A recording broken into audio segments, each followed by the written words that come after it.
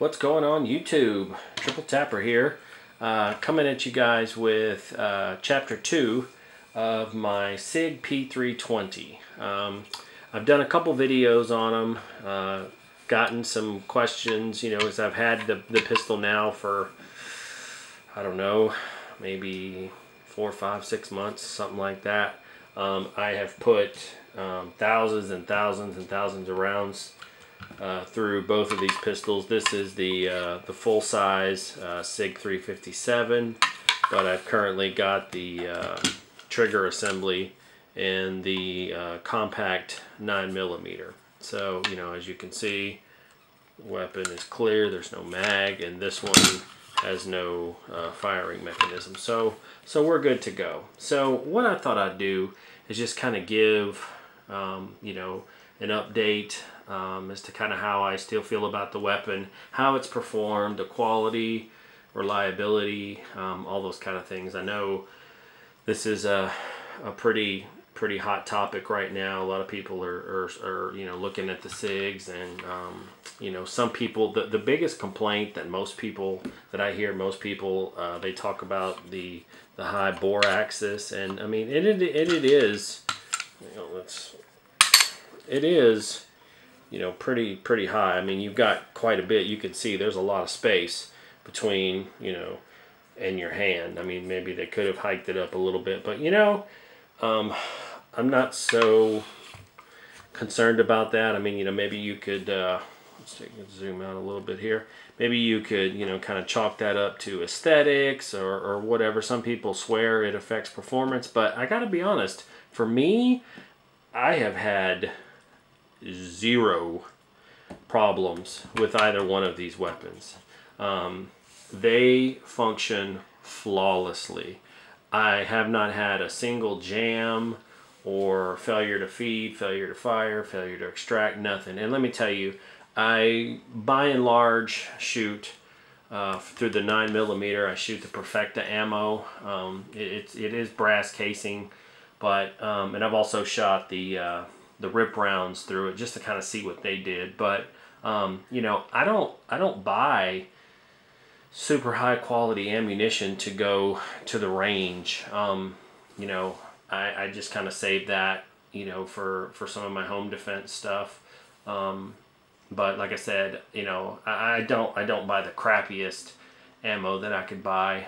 Some of the aluminum or steel case steel cased ammo, they shoot really dirty. I mean, even just loading them into the magazine, I notice my fingers get really dirty.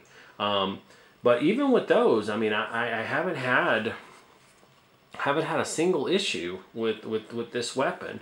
You know, I've changed out the barrel. I talked about that in my other video. This is the threaded barrel, and I have done the Apex tactical trigger. It's got, you see, it's got the nice flat profile, and you know, I really like the crisp trigger pull. And so now you'll hear the reset. I mean, barely moved at all. Ready to go again. Whoa, hit the camera. You know, like I said, I can't say enough about this weapon. It's very cool. The modularity alone is fantastic. I mean, I could even put this bigger slide on this frame, and you know, it would hang over just a little bit. And I believe I could even put this smaller frame on this bigger handle. It doesn't affect the functionality. I've tried it. The barrel, you know, not so much. You can't use the shorter barrel in the longer deal. I don't think it'll work. Now don't quote me on that. Like I said, I haven't tried that, but I've definitely tried it on the different frames. Oops, hit the camera again. What the hell's wrong with me? You know, and I also want to get some different grips in the, you know, flat dark earth and the ODG, you know, the different ones, and you know, kind of try that out, and possibly maybe get the conversion kit for the .40 caliber. So, you know, I mean, for the money, you know, they don't have, in my opinion, a really high price point. You know, you're looking at about, you know, $650 roughly. I want to say that's what I paid for this. I think it was $629, maybe $600 plus tax. So, and then this for the conversion kit for the compact 9mm, I think it was $280.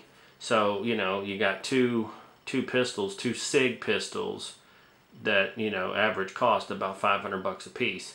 You throw in a third conversion kit for another $280, say $300. You get, you know, $1,300 roughly, divided by 3. You're looking at, you know, about $425, $450. I mean, that's dirt cheap for a SIG, you know, especially of this quality. I absolutely love this Striker Fire platform. It is extremely reliable, very comfortable to shoot, and very accurate.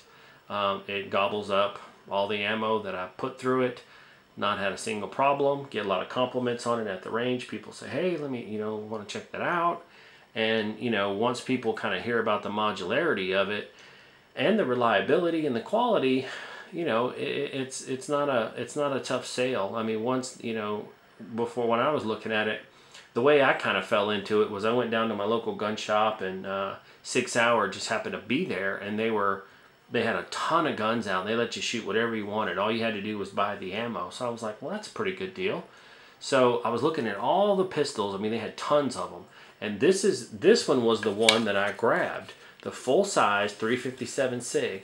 And I took it back, and I think I bought about, I don't know, 50 rounds of ammo, and you know, went back there and was just plinking away, and I said, man, this thing is phenomenal. I had a Glock 357 SIG about 10 years ago. I ended up selling it, and I always kind of regretted it, but, you know, picking it up in the SIG, I really like it. The higher bore axis doesn't really bother me. It doesn't affect the way that I shoot the pistol, the accuracy, the performance, none of that stuff. But I mean, you know, that's going to be important to some people. So, you know, if you haven't tried one of these out, I highly recommend, you know, maybe checking with your local gun range and, excuse me, seeing if they have them for rent. Also, you can check with SIG and maybe find out where they're going to be. I live in the, you know, Houston area, about 45 miles north, and you know, the Woodlands, Texas, and they went to a couple of different gun ranges within about a week and a half of each other. So it was really simple to you know, track them down, and like I said, they'll usually just let you shoot them for free, buy the ammo. I think that's a pretty good deal. So like I said, as soon as I shot it, I was like, okay, I want this. Where can I buy one? And, you know, I've had it for, like I said, 4, 5, 6 months now, something like that. Put many rounds through it, and it has just functioned flawlessly. I can't say enough about it. I know what you're thinking, you know, fanboy. That's you know, not really true, because this is the first SIG pistol I've ever owned. I have one more. I have a SIG 1911 45 ACP, and like I said, I am a fan of SIG. The quality is impeccable. I love the way that they make their weapons. I like Glocks. I like Smith & Wesson. I like Beretta. I have all of the aforementioned pistols as well, and a rifle. I really like quality. I don't really care how it looks, what the pistol can do. The fact that you can switch this out and put in different grips and different calibers and all that, yeah, that's nice. But my main concern is, how does it function? Is it reliable? You know, sensitivity, reliability. That's a term I hear about all the time in my line of work, being in nursing.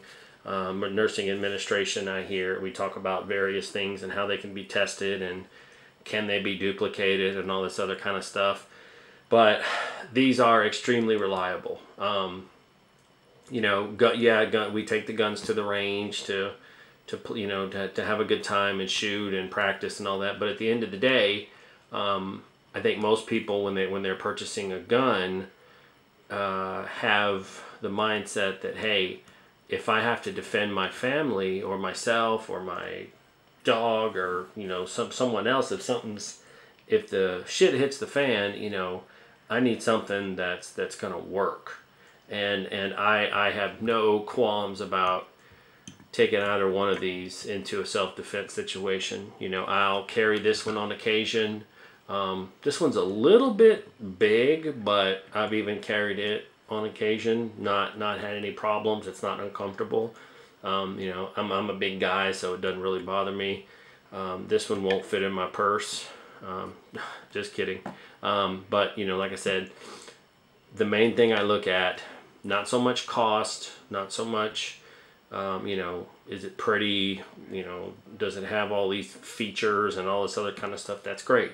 I just want it to be reliable. I put them through pretty rigorous testing. I shoot the shit out of them and then determine, okay, you know, this is pretty reliable.